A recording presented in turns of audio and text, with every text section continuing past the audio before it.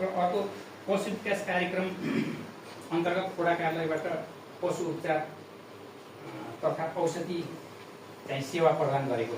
यसले अब यहाँहरू सबै बसेर हामी एउटा कार्यक्रम गरेर बसेका थियौँ। जनस्तरमा हामीले भन्दा यहाँहरूले बुझ्नुभयो होला।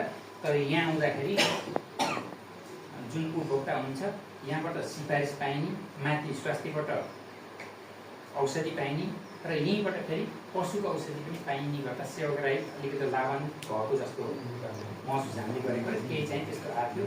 र अर्को खैरेनी सामुदायिक वनमा जटाई पार्क गिद्ध आहार व्यवस्थापनको लागि जुन हामीले बजेट छुट्याएको थियो यो यहाँहरू वनको चाहिँ कार्यक्रममा पनि पक्कै हुन्थ्यो होला। र वडाले पनि यसरी छुट्याएको भनेर यो अलि महत्त्वपूर्ण रहेछ। हामीले गिद्धभन्दा सामान्य बुझ्ने तर यसको महत्त्व चाहिँ अलि बढी नै यो चाहिँ विश्वमा लोप हुँदै गरेको गिद्ध अहिले हाम्रो आफ्नै वडा आफ्नै ठाउँमा चाहिँ अलिकति बढी वृद्धि भएको चाहिँ तथ्याङ्क देखाएको छ।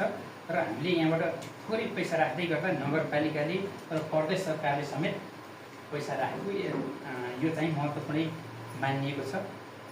यस्तै गरी वडाको चाहिँ विकट खालीवन झेसा केन्द्र प्राविमा टोल स्तरीय घुम्ती शिविर त्यहाँको जुन बुवाआमाहरू हुन्छ अत्यन्त खुसी हुनुहुन्छ र अहिले पनि हामीले उहाँहरूलाई नआउन भनेका छौँ।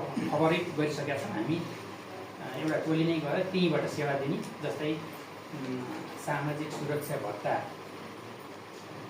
दिनु र स्वास्थ्य सुविधासहित स्वास्थ्य टोली र जुका माटेको औषधि जुन हामीले वितरण गरेका छ के अरे पशुको लागि त्यसलाई समेत सँगै एउटा घुम्ती शिविर गरेर सेवा दिने भनेर यहाँ हामीले सूचना गरिदिएको छ। लगभग भदौको पहिलो या दोस्रो हप्तासम्म हामी त्यहीँबाट गर्नेछौँ। र अर्को चाहिँ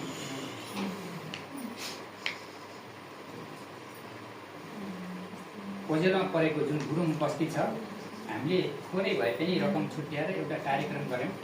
गुरुङहरू त्यहाँबाट विस्थापित हुने अवस्था सेवा सुविधा केही नभएको र त्यहाँ जति घर हुन्छ त्यो पनि घट्दै गएको र हामीले गर्को कार्यक्रम गरिसकेपछि त्यहाँ अलिकति उत्साह हामी केही गर्छौँ, अब हामीले यही ठाउँमा गरिदियो भन्ने जस्तो पाइएको त्यो पनि वडाको निम्ति राम्रै हो भन्ने हामीले सोचेका छौँ।